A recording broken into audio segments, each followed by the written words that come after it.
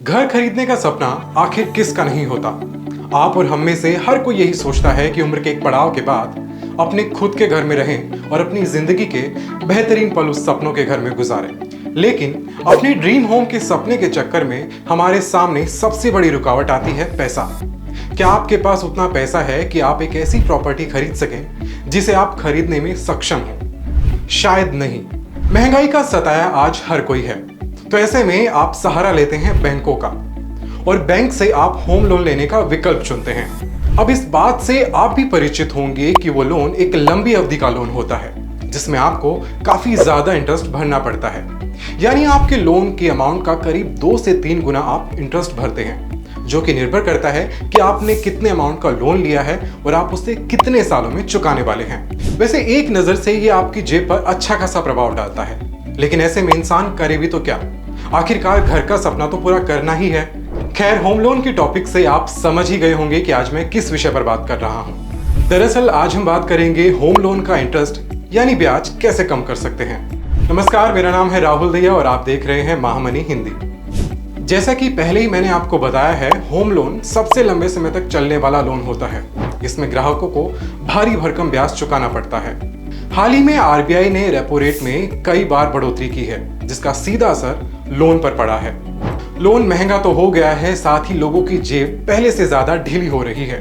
कई बार लोगों की किश्तें देरी से भी जाती हैं। किश्त के भुगतान में देरी से आपका सिविल स्कोर यानी क्रेडिट स्कोर भी प्रभावित होता है।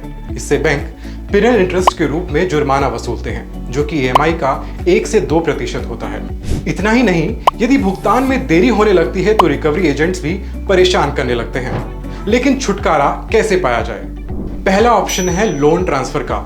आजकल सभी बैंकों के लोन रेट्स में खासा अंतर नहीं होता है, लेकिन कई बार ऐसा होता है कि आपने जिस बैंक से लोन लिया है उसका रेट दूसरे बैंक की तुलना में बहुत ज्यादा होता है। ऐसे में आप दूसरे बैंक से लोन को ट्रांसफर कर सकते हैं। अगर आपने 0.50% कम ब्याज पर लोन ट्रांसफर करा लिया है तो आपको कम किश्त के साथ ब्याज भी कम चुकाना पड़ेगा।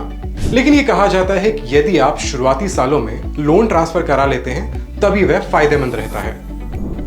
अगला ऑप्शन है लोन का टेन्योर बढ़वा लेना। यदि आपकी ईएमआई की किश्तें आपके बजट पर प्रभाव डाल रही हैं तो इसे कम भी किया जा सकता है। आप अपने लोन का टेन्योर बढ़वाकर किश्तें कम करा सकते हैं, लेकिन इससे आपको लंबे समय तक का ब्याज देना पड़ सकता है। वहीं अगला ऑप्शन है सालाना ब्याज भुगतान करना।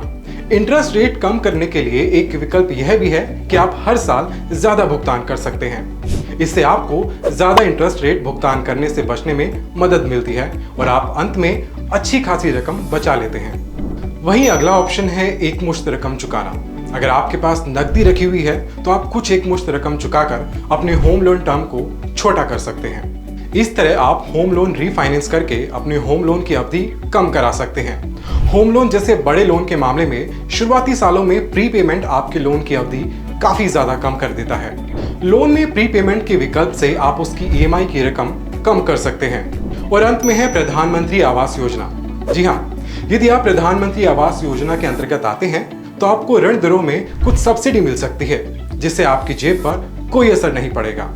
अधिक जानकारी के लिए आप अपने बैंक से संपर्क कर सकते हैं। अगर आपको यह वीडियो पसंद आया है तो उसे लाइक कीजिए और शेयर कीजिए। और अगर अभी तक आप लोगों ने हमारे YouTube चैनल को सब्सक्राइब नहीं किया है तो महामनी हिंदी के चैनल को सब्सक्राइब करें।